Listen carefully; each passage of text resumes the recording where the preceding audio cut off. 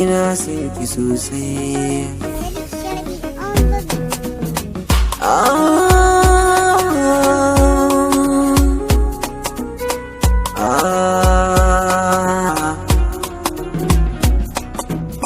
Su bai sanya hauka, bai sanya ko babba ba, sai ya sa ka shirme baka sanya za ka yi kare su ba.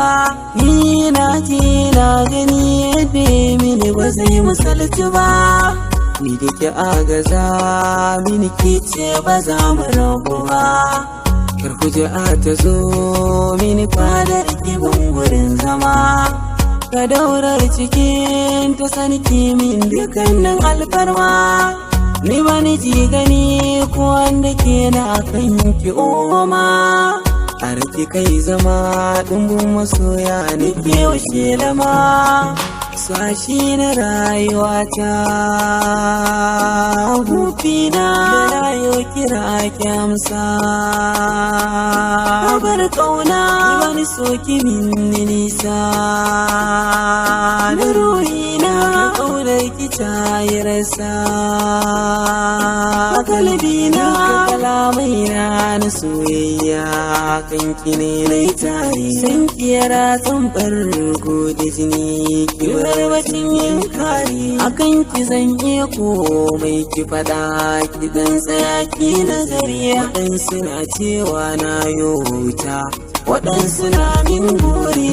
Tuntuɗa ne so mataki ne na tsarin rayuwa, wanda baya cikin san baya gane me ke faruwa. Ki tallafa min karki min nisan da zan kasa moruwa, idan da rai da rabo abuna ki zanzame miki garkuwa. Dukan biyayya ni zanayi miki ba ni sanya ki damuwa. Zo mu zauna zo mu saba take da soyayya rayuwa, sannan mu zaga lambun masoya domin mu san me ke faruwa. Kauna da soyayya dole ne ya yi musu kirari da yan uwa. Ki wa Allah ki wa manzo ni ma ki sanya da inuwa, da na yi kuka ki zo gare ni domin ki kaudar da damuwa. Rufe idanu na ki domin junan mu da shakuwa.